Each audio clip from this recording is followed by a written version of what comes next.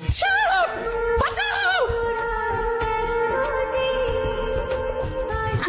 মাই god, মা মা মা মা কি হয়েছে তোমার? মা কথা বলো মা। কি হয়েছে মার?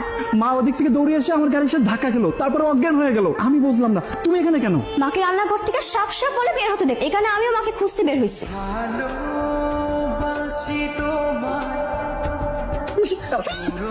মা কোনো সাপ নাই, দেখো এই যে আমি।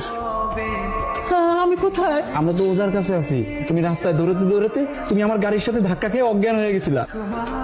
আমি না ঘরের ভিতর দেখি একটা সাপ, সেই সাপ দেখে আমি ভয়ে দৌড়ে বাসার বাইরে চলে আসি।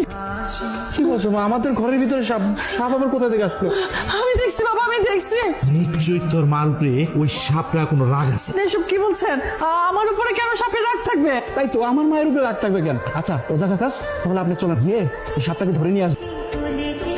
সাপটাকে ধরবেন, চলেন এক্ষুনি বাড়ি চলেন। অবশ্যই যাবো। ও বিষধর সাপের বিষ দাঁত আমি ভেঙে দেবো। তবে দাঁড়া, আমি আমার মন্ত্রর আয়না দিয়ে দেখে নিই তোর মাকে কোন সাপে ধাওয়া করেছে। এই তুই যদি আমাকে ধরার চেষ্টা করিস তাহলে তোর আমি এই সাপ ধরতে পারবো না। ওই সাপ ধরতে গেলে আমার মৃত্যু হবে। অদ্ভুত, মানে এখনো যে মানুষ এরকম সাপ বিশ্বাস করেছে।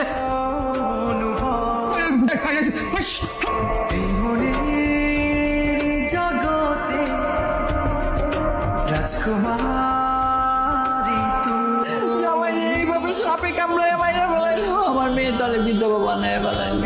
আমার না পাইরা আমার জামাইটা রে। আমি এখনই তোর স্বামী ওজার কাছে নিয়ে যাবো। ওজার কাছে যাওয়ার আমার কি দরকারটা আছে? দেখেই তো বোঝা যাচ্ছে তোমার বোন জামাই মনে হয় মারা গেছে। তুই কান্না করিস না, তোর কপালে যা আছে তাই হয়েছে। কিন্তু আমি ওই সাপরে আমি খুঁজে বাইর করবো।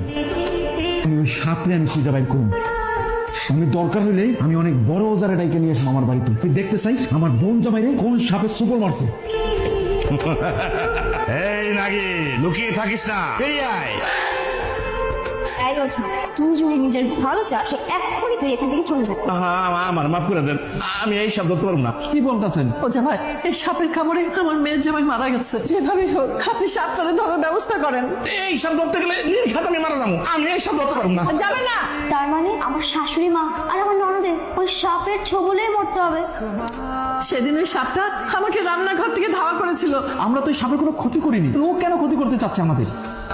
আমি যে তোমার তোমরা যদি ওই সাপের কোনো ক্ষতি নাই করে থাকো তাহলে কেন তোমরা সবাই এত ওই সাপটাকে ভয় পাইতেছো? তবে হ্যাঁ, যারা যারা ওই সাপটার ক্ষতি করেছে তাদের সবার মৃত্যু ওই সাপের ছোবলেই হবে। এই একটা খুব ভালো সুযোগ, আমার ছোবলেই হবে।